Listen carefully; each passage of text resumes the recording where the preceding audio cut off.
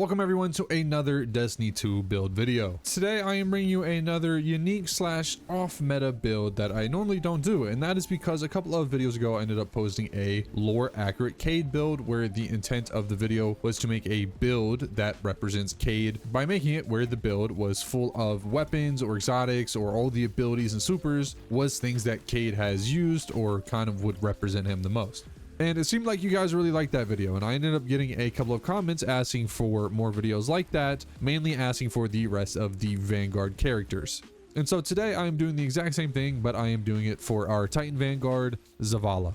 I ended up putting a lot more time and research into this compared to the Cade one, because this one I feel like it wasn't as straightforward as Cade. I actually had to do a lot more digging into cutscenes slash lore to figure out exactly what this guy, what Zavala has used in the past, slash kind of predict what he would want to use currently. It is kind of funny that the first two people I picked, Cade is, deceased. He's not really, around anymore. And Zavala currently doesn't have any light. So it is kind of unfortunate that the two people I picked are kind of, I wouldn't say useless, but not really that relevant currently. And in the future, don't worry, just so I can round out, the Vanguard trio, I will probably post an Ikora video before Renegades drops, where I do the exact same thing for her. So yeah, every single thing that I use in this build, from all my weapons to all of my abilities, supers, exotics, literally everything, I have looked into and done research on to see if Zavala has used it before. As I go over everything, I will obviously provide either, footage from in-game or cutscenes, or show you actual text from the lore, just so you can actually see that I am not making any of this up.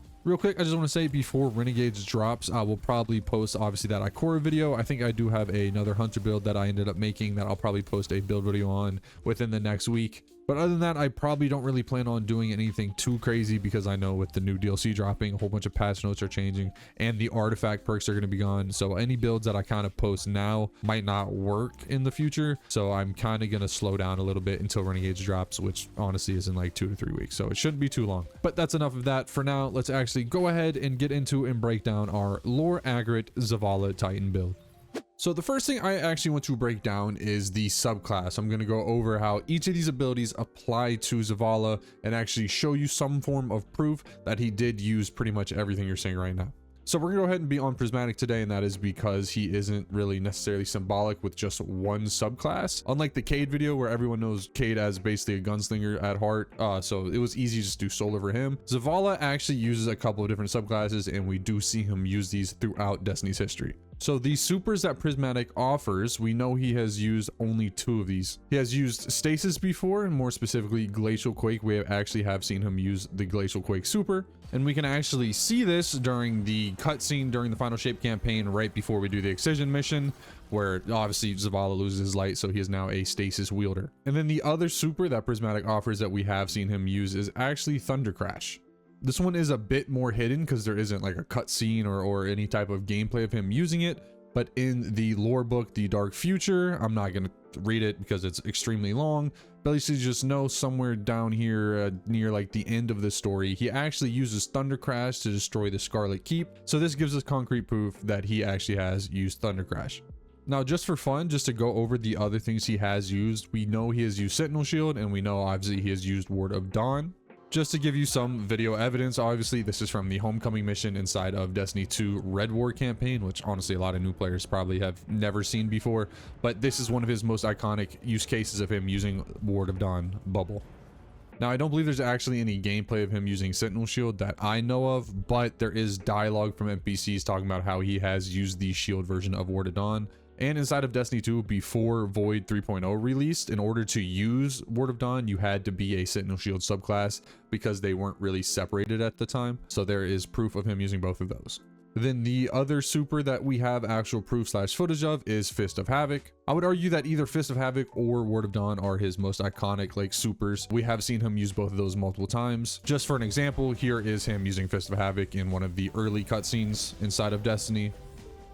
Now, I know those don't apply to Prismatic because they're not in there, but I just figured I'd show you guys because it's cool. So taking from the knowledge that I just mentioned with we know what subclasses and supers he has used, I can apply that to the rest of Prismatic. So in terms of melee abilities, it's safe to assume that he can obviously use Thunderclap, Shiver Strike, or Shield Throw. For the sake of this build, I'm going with Thunderclap because I think it represents him the most, because he is a very melee hand-to-hand combat centric kind of type of character.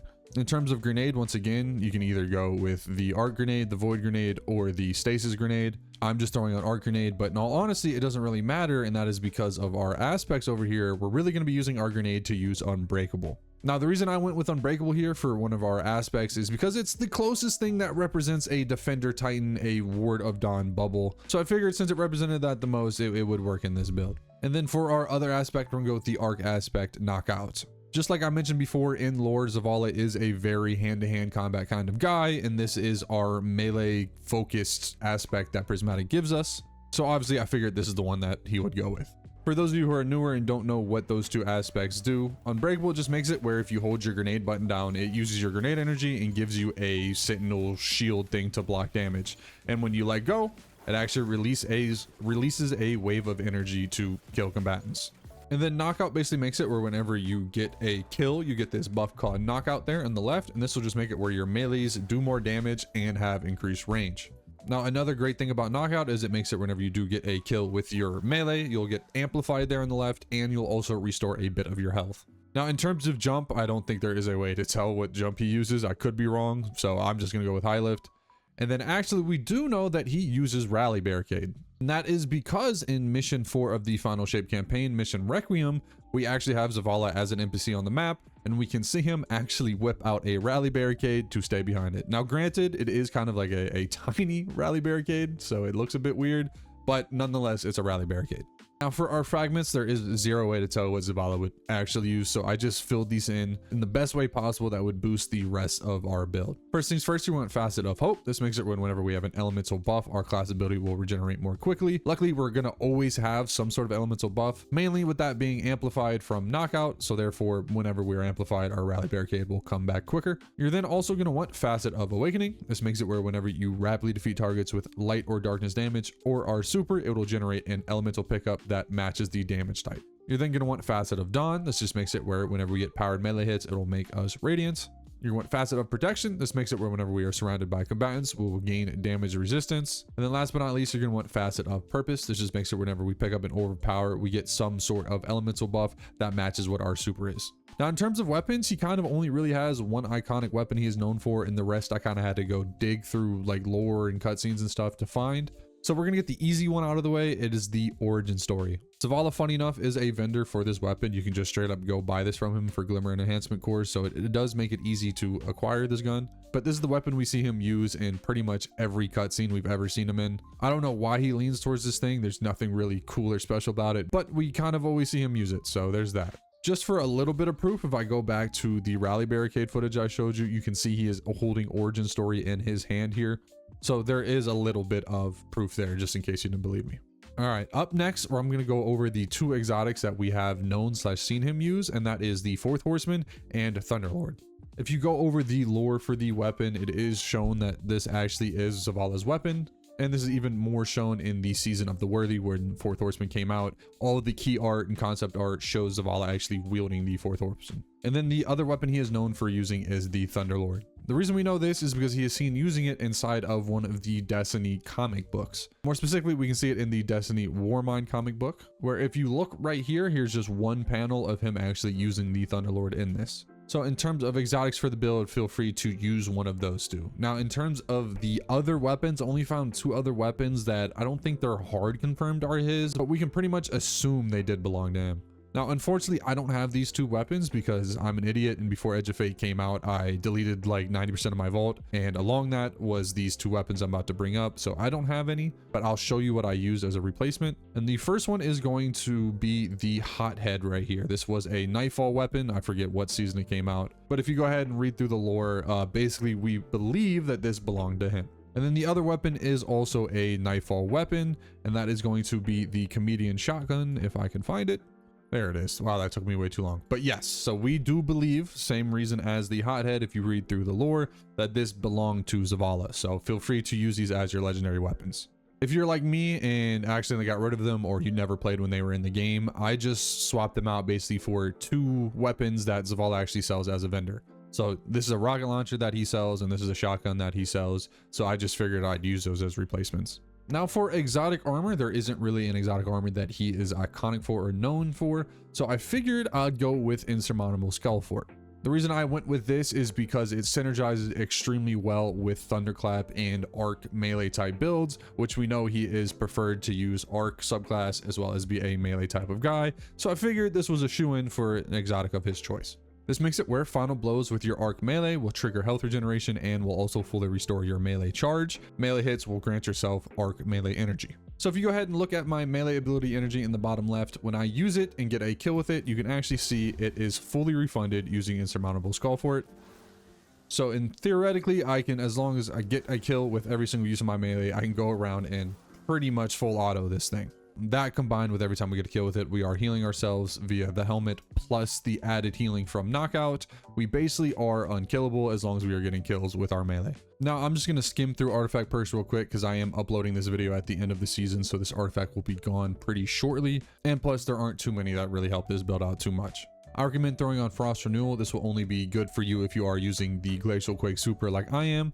This makes it where whenever we have frost armor, anytime we take critical damage, it will release like a freezing AoE around us. I then recommend Elemental Coalescence and Refresh Threads. Basically what these do for us is make it where any kill we get has a chance to drop a elemental pickup that is matching our super elements. So in this case, in this specific build where we're using Glacial Quake, this will go ahead and be a Stasis Shard, and then Refresh Threads will make it where whenever we grab that Stasis Shard, it'll give us ability energy for our least charged ability. You're then also going to want Radiant Shrapnel. Since we are going to be Radiant whenever we do use our melee ability, this artifact perk will just make it where whenever we deal damage, it'll send out little scorched flame like projectiles off the enemy to deal damage to enemies around them. And last but not least, go ahead and throw on Shield Crush. This works perfectly for us because we are going to have frost armor, which makes it where our melee will recharge faster and deal increased damage. And then we're also going to be amplified from knockout, making it where our grenade will recharge faster and deal increased damage. Now, in terms of your stat distribution, I just went for basically as high as melee as I really could get. And that is because this is a melee centric build. From there, I try to get my super as high as possible just to get that, you know, souped up guardian feel where we're just spamming our supers over and over again. Now for mods on our helmet, go ahead and throw on Ash's 2 assets and then 2 kinetic siphons. On the arms, go ahead and throw on heavy handed, impact reduction, and melee font. In order to run this setup though that I am running, you do need to run a 1 energy cost stat mod here. In the chest piece, go ahead and throw on melee damage resistance, concussive dampener, and harmonic resistance. On the boots, go ahead and throw on arc weapon surge, innervation, and absolution. And then on the class item, throw on time dilation, bomber, and class font. What these mods are going to do for us is basically make it whenever we get kills using our origin story or our melee, we'll create orbs of power. Go ahead and grab those orbs of power to then gain ability energy, as well as boost our melee stat, how much damage our arc weapons do, and our class ability stat. And then just for the people who care, here is the drip. This is what I use to somewhat represent Zavala. It's not the greatest of costumes or cosplays, but it gets the job done. But yeah, that right there was the breakdown on the entire Zavala build. If you have any questions or any changes you think that would fit him more, please drop those down below. But for now, let's go ahead and take this into some live gameplay for you. So for the build today, we're going to go ahead and take this into the solo ops Caldera. We're going to do this on Grandmaster difficulty, which will make us 25 light under. And then I do have some modifiers applied just so we have our reward score maxed out. All right, the way you use the build is pretty simple. You basically want to be as close to the enemy as possible and just spam your Thunderclap / Insurmountable Skull Fort over and over again. I am going the wrong way. I'm stupid. And the way I like to get close is by going in with Unbreakable, of course. Because the way Unbreakable works is the more damage you block, it actually recharges and fills up, so you can keep it up and running. Just like that. Go ahead and Thunderclap and destroy everything over and over again. And then obviously if there's big chunky targets, go ahead and whip out Fourth Horseman or your Thunderlord depending on what setup you went with. And go ahead and fry them in the way that Zavala would do himself. Charge up this.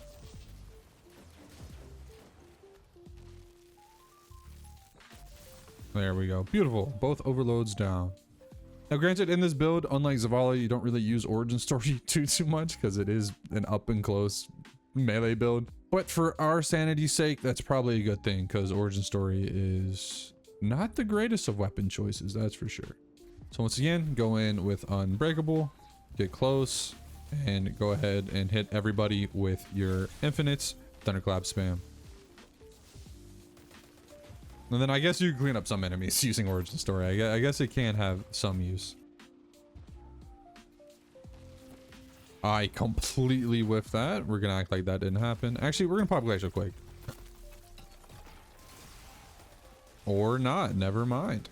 Regardless, we should be good enough now to go back in for the normal loop that we were working with.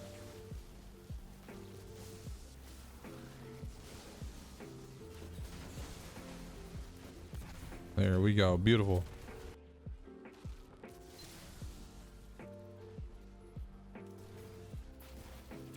Hold that, thank you. I hit a rock, okay. All right, let's go ahead and pop Glacial Quake. Hopefully we won't get frozen out of it like I was earlier. And this should do clearly enough damage to go to the first health kit. Yes, it did. All right, hit you with that, this. Land you with Fourth Horseman. There we go. Should be the last set of enemies. Where you at? There you are. You know what? We'll go into Transcendence. You know, I don't think he's ever, you know, used Transcendence before. So just pretend that he has. Hit you with this. And then I want to see, does one Thunderclap finish you off? And no, he has no health, but where'd he go? That was weird, but okay. Zavala build complete. So with that, I hope you guys enjoyed the video, and I hope you kind of got the vision, got the gist of what I was going for here, and that hope I explained everything properly for you. If you have any questions, feel free to drop them down below, or if you have any changes or recommendations that you would like to make to the build, feel free to also drop those down below. A lot of people commented on the Cade video and also provided a bit more feedback / input onto what they think Cade would personally use, so I thought that was very cool. So feel free to do the same for Zavala. I will probably finish out the trio, the Vanguard trio, with an Ikora video sometime in the future. So if you liked what you saw for Zavala or the Cade video, feel free to subscribe and you'll get an Ikora one in the future. But yeah, that's gonna do it for me. If you made it this far, I love your face, and all you fine ladies and gentlemen, have a great rest of your day.